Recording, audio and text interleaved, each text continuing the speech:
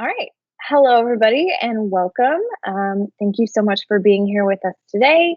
My name is Shelby, and this is Supporting Your Child's Stress and Anxiety During Pandemic Times, presented for you, MMPS families, by the MMPS Trauma Informed Schools team. And again, thank you so much for being here today while we talk about this really important topic. So, just to welcome everybody, we are going to just take a second and kind of check in on ourselves because while the session is about your children and supporting them through any anxiety that they might be feeling right now, we also know that it's so important for us to check in on ourselves. And in order to be parents and caregivers to students, we have to be okay too. So we're going to take just a second here to just sort of check in. If you want to, you can write these questions down and, maybe just journal about them later. If you want to, you can just sort of think about these questions in your head. But what we want you to sort of think about or journal about, however you want to do it, is we want to know, how are you feeling today? So, kind of just generally, how are you doing? And then we also want to know, what's causing you and your family stress and anxiety right now? Because I know that there is a lot of different things that could be causing anxiety and stress. What things are affecting you specifically and your family? And then to kind of end on a positive note, we want to know what's going well for you and for your family. What's something that's going well, even when things are hard? What is something that you feel like you've really got a hold on, or your family is just doing really well? So, just something to think about there for a little bit to kind of get us a little bit grounded in what we're going to be talking about today. And, again, we know that it is really important for us to be calm in order for us to be able to work with our kids, to make sure that they're okay. We have to be okay first.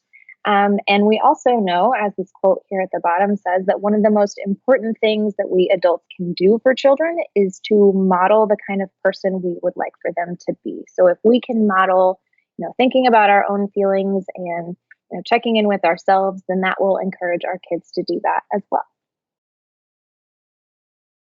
All right, I'm going to go ahead and turn it over to Martez.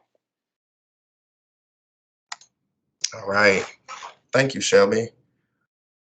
So I'm just going to go into just kind of looking at, what we all are pretty much experiencing during this unforeseen circumstance that we're currently in with the pandemic, and some things that, why this information that we're presenting to you all is important. I think the first thing is that it's important for us to acknowledge and accept that this is a difficult time. We all, you know, are experiencing, some challenges because we're experiencing this pandemic. And even prior to the pandemic, we can't forget about, the tornado and how families were impacted by that. And then we went from that right into the pandemic. So I think it's important to just acknowledge that and to accept that, hey, this is a difficult time.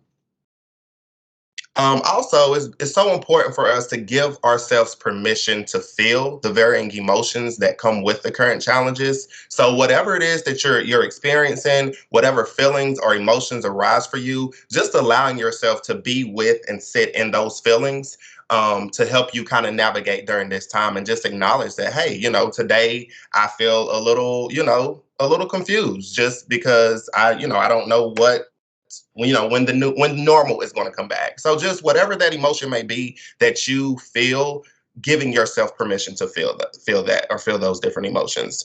And then try not to fix everything yourself when the challenges seem too difficult, and utilize the resources that are out in the community. I know there's being a large number of resources, particularly coming from MMPS, but even other community organizations that are really honing in and focusing on making sure that our communities have the resources that they need. So whatever those resources may be, whether it's mental health resources, whether it's food resources, just try not to fix everything yourself, and just know that there are resources that are available, and utilize those as needed.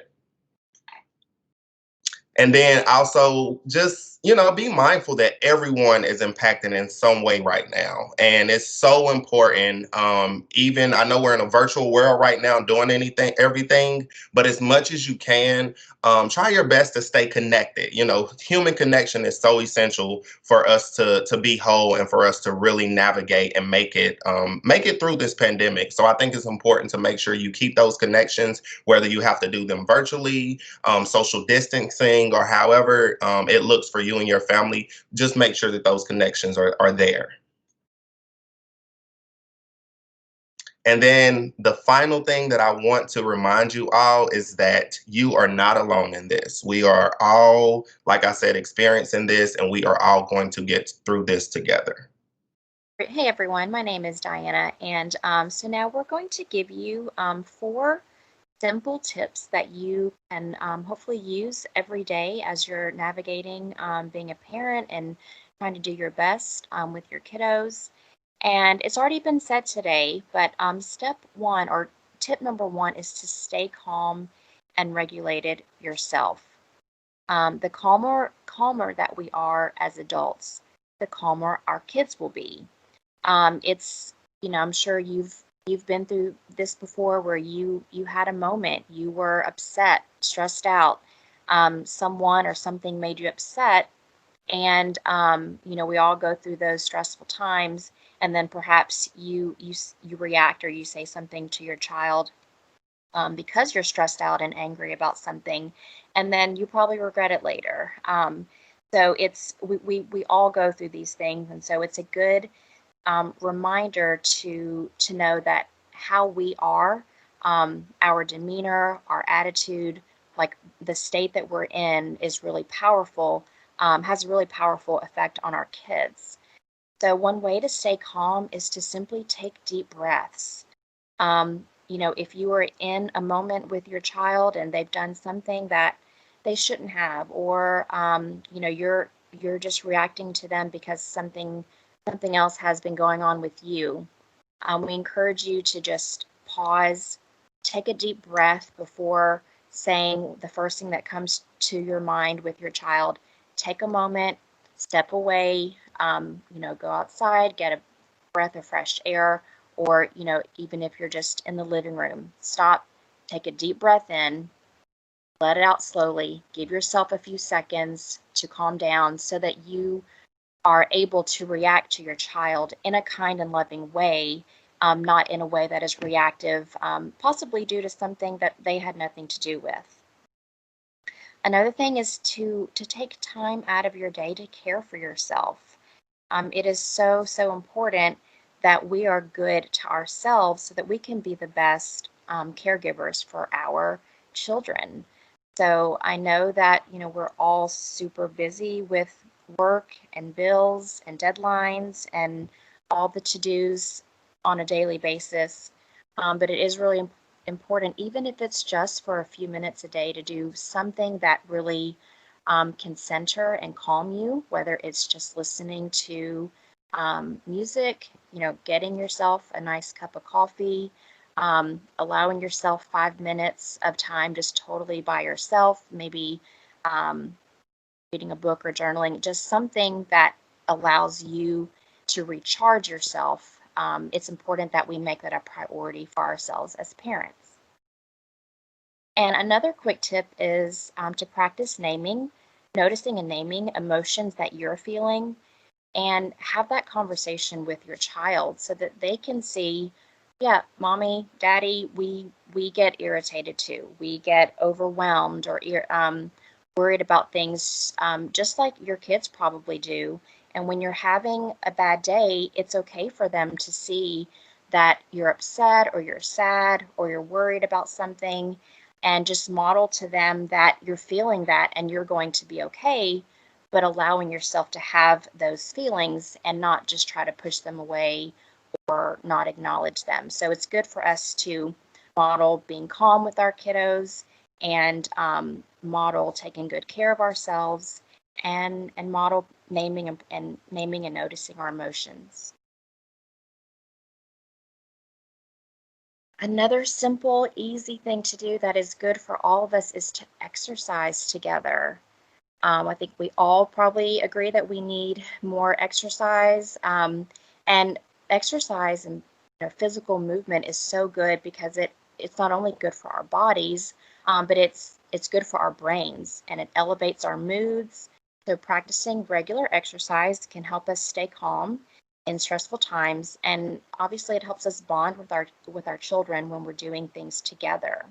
So it doesn't have to be anything fancy or super time consuming. A quick walk around your neighborhood, have some kind of football, tennis ball, squishy ball, just taking time to toss it back and forth. I think you'll find that sometimes kids will open up to you and just talk while there is something else going on, such as tossing a ball. Um, Riding bikes, if you have access to them, can start a fun little push-up or jumping jack challenge that you can do in your own home. One evening, maybe after dinner. Just make it fun and make it, it can be quick and easy. And something simple as just playing really fun music and dancing with your children. I think it's good for them to see the playful side of us as well, and they need that. So exercising together is a great thing to do to relieve stress. So I'm going to cover tip number 3, which is scheduling family fun time. I think it's so important, like I said, particularly during a time like this where unpleasant emotions can easily arise, our stress level, can get to extreme measures just because we've been quarantining for so long. Businesses and things have been closed. We may have, be out of work. We just have a lot of stressors. So I think it's important for us to really hone in on also utilizing this time to really connect with our families. Like I mentioned earlier about that connection piece, this is a great time to really connect. And, having time to play is important for our children, and it's also important for us as well. So what are some ways that we can do this? You can schedule a family game night with board games, puzzles, or cards. You can find a fun and easy arts and craft project to do together, such as painting, coloring, Play-Doh, paper origami. I know Pinterest is a really great resource. Even utilizing things that you have around the house, it can be very inexpensive, using, maybe some paper towel rolls, empty paper towel rolls that you have around the house to find a creative art activity with that. If you have magazines, you could do, an artsy vision board with your family. So there's so many really cool and creative and inexpensive things that can be done as a family to really help with that connection piece during this time.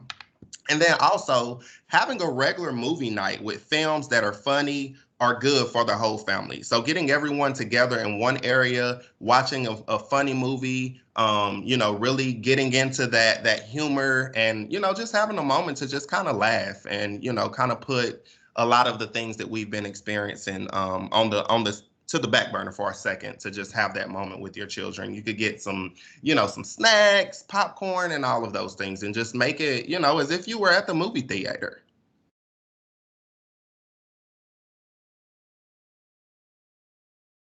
All right, tip number 4, having a positive attitude. Our attitude greatly influences our kids' attitude. So I think it's very important for us to remember that. Um, They know, they watch us, they mock us, they learn from us. And it's so important for us to model the things that we want our kids to be. So our attitude greatly influences our kids. So having a positive attitude during this time, I think is so beneficial to help us navigate and get through this. Some ways that you can do that is to keep yourself calm, step away for a moment if you feel, levels of frustration or anger, confusion, whatever that unpleasant emotion may be, taking a minute to yourself to really sit and feel that and be with that and kind of work yourself through that. Refrain from complaining about assignments, teachers, or school situations in front of your child.